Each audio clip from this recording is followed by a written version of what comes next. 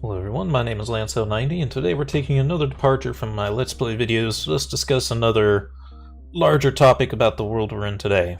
And this time I'm going to talk about automation. In particular, I'm going to talk about why it's not as inevitable as people are saying, at least not like complete automation of our workforce where no one's going to have a job, and that kind of argument.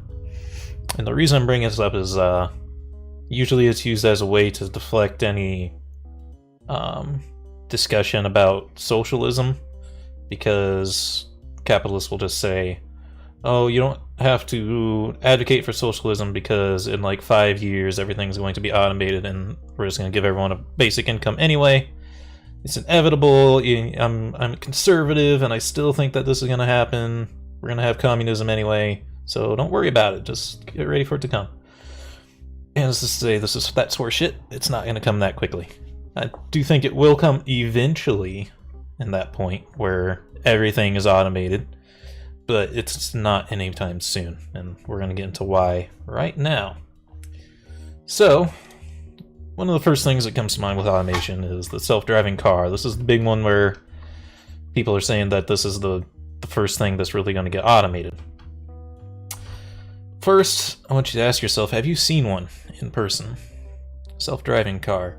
I've seen a Google truck myself, a Google car. It wasn't self-driving though, it was just someone driving with the Google car that does the Google Maps, Google Street View thing. It wasn't a self-driving car. I've never seen an actual self-driving car on the road before. So it's already not as common as people are acting like it is. It's not that common yet. And then we look at this. This is one of these new models. I don't really know. This is some particular company. I don't really care what the company is, but you can see it's talking about the different features of this car. However, Waymo's self-driving sensors are tightly integrated into the hybrid minivan created by Fiat Chrysler. That means it's not just something you can slap onto any car and then it can self-drive itself. Right now,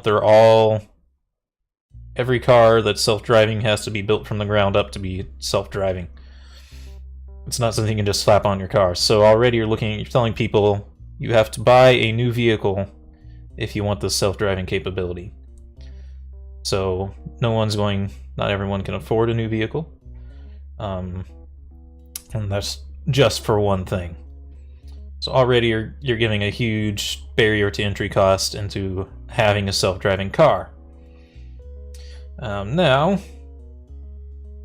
let's look at the timeline of the electric car. Why do I want to bring up electric cars? Well, electric cars were apparently invented in 1832. Now let's actually do a quick check. When was the Model T invention date? 1908. So we actually even had an electric car before the first mass-produced normal car. Alright? So we've had electric cars since that long ago. And then we have this huge timeline here of the progress of electric cars. So we've had them all this time. We've been developing them. And then like in the 60s to 80s kind of era is when there's like a sort of a resurgence of electric cars. And then they died out again. And only just now are we talking about electric cars being very common again.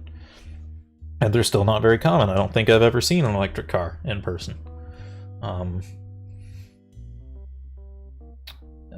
The first one that's going to be produced in mass is going to be the Tesla 3. And already they're saying there's going to be massive shortages of that, and it's going to take forever for them to get those models out. So not even the electric car, a technology that we've had for almost 100 years now, or over 100 years, not even the electric car is in any significant capacity on the road. It's incredibly not that common, and it's been in development for hundreds of years. Whereas we're saying these automated cars are going to take over the roads like in 10 years? No way. It's going to take hundreds of years for these cars to become even somewhat prevalent, and even then they're probably not going to be that prevalent. And then gets into, well, the only way for self-driving cars to be incredibly successful without any issues is for every single car on the roadway to be a self-driving car. Every single one of them has to be an electric car in order for the automation to be at 100% efficiency. It's the only way you could actually get rid of all the sensor packages and everything if every single car was automated, because it wouldn't need to have any kind of reaction to some kind of outside element going on if it knows where every single car on the network is. But not every single car is going to be on the network. You still see people driving cars from the 30s, 50s on the road today because they just love those kind of cars and they're not going to give them up for anything.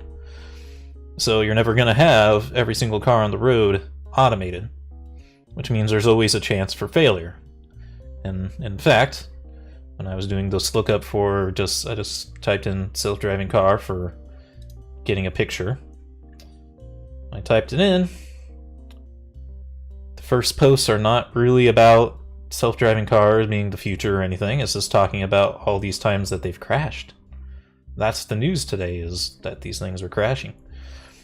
And that's just another thing that's going to be slowing down this automation, because people are going to be less trustworthy of these cars.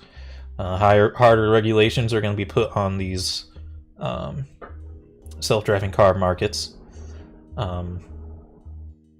You know, if you think about like DARE or MAD, Mothers Against Drunk Driving, there's strong activism can come fairly quickly if there's too many deaths involved from one sort of problem.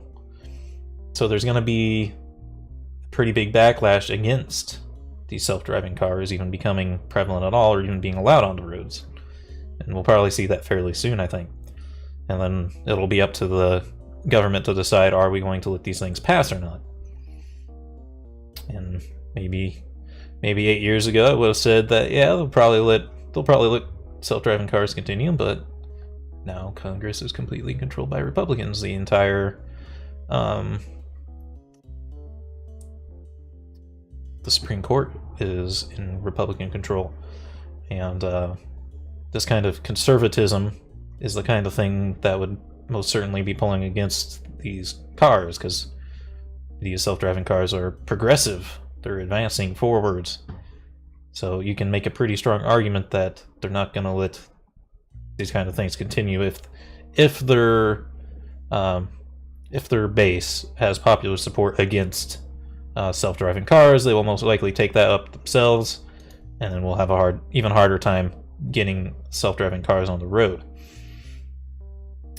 And this is all to say, in all this, there's still drivers in these driver seats of these cars.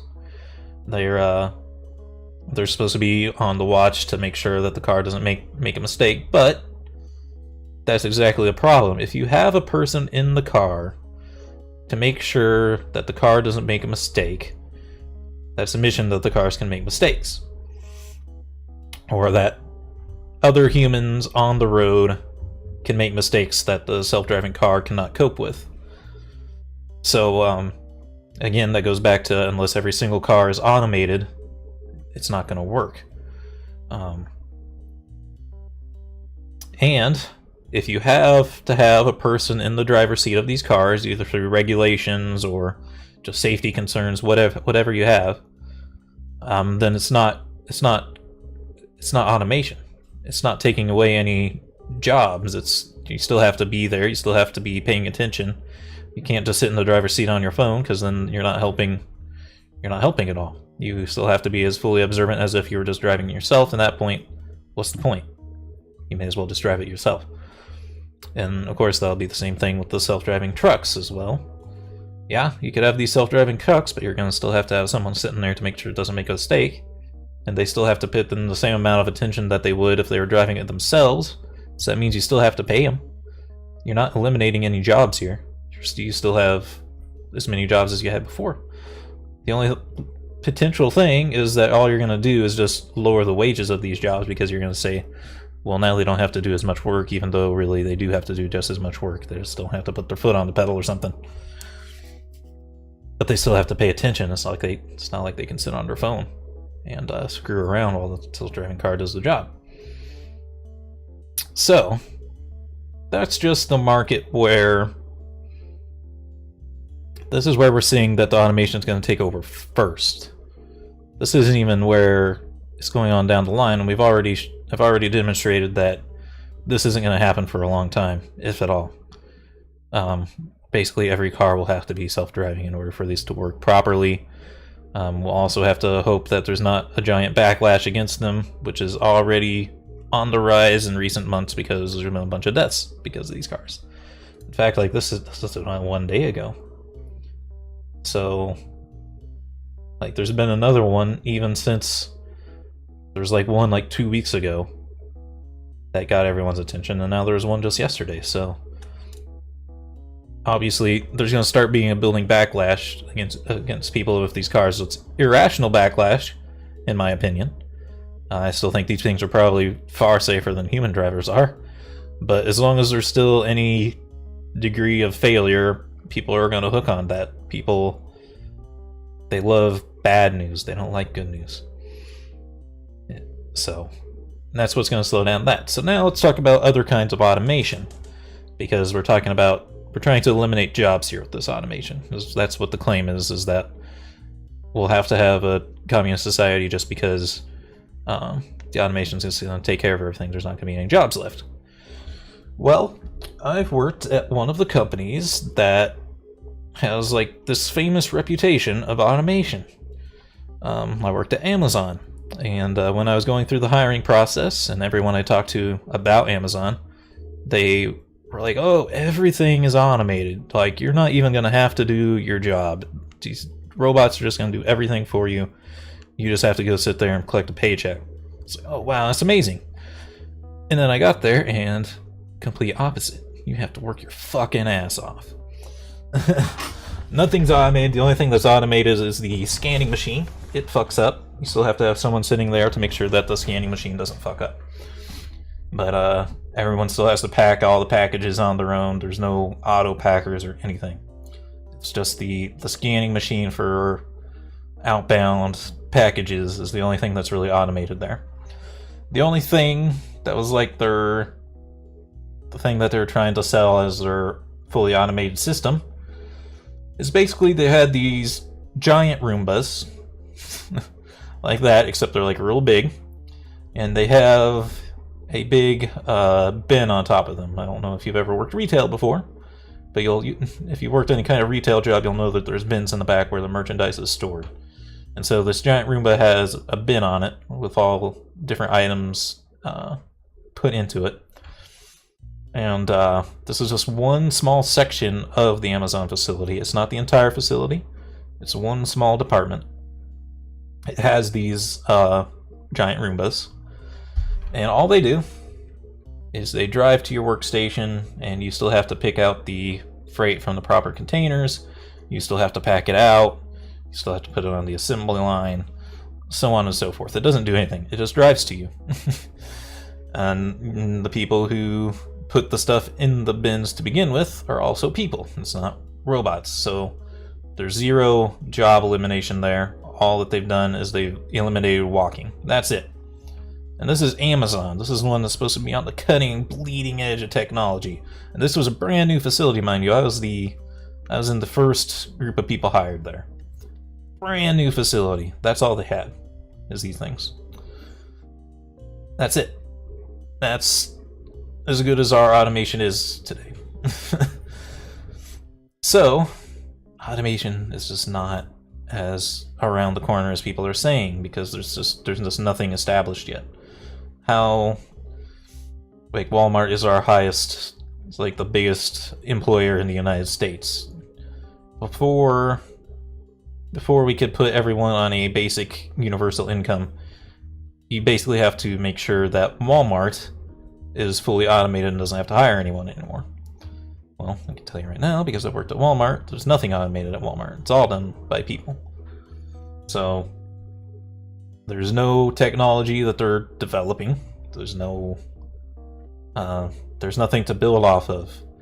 And the only way they're going to be able to replace people is if they build entirely autonomous robots like Osimo, ASIMO is the exception, not the rule. This multi-million-dollar project created by Honda, and maybe he could do the kind of jobs that you do at Walmart with the stocking freight or something, but he's millions and millions of dollars. He's incredibly advanced and one of a kind.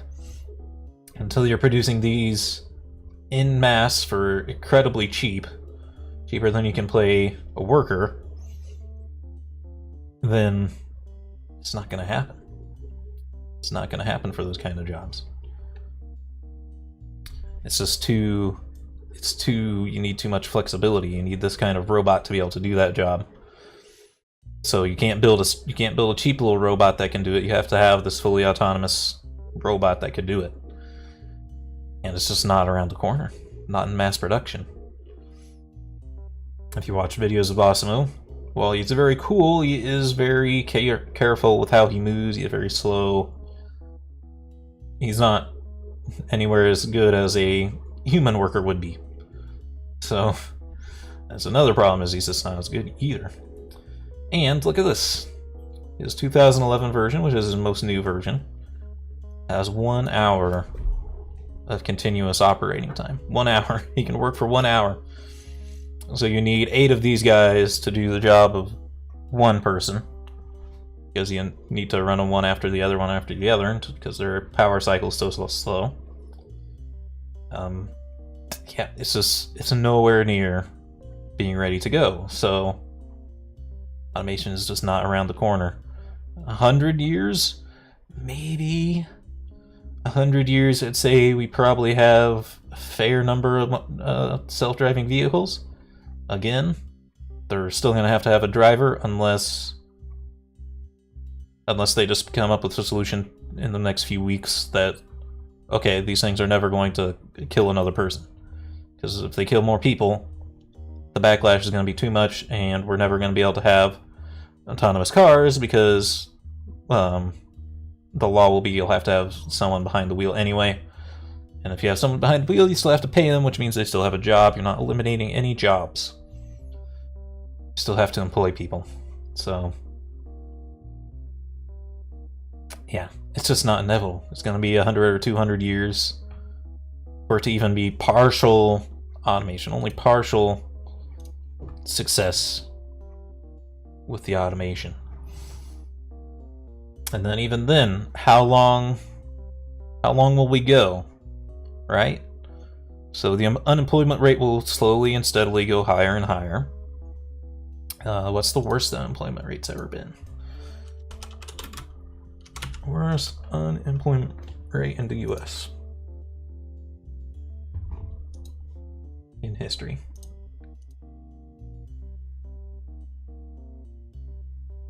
(25% during Great Depression). So, in order for us to establish a universal income, our unemployment rate's going to have to be higher than 25%.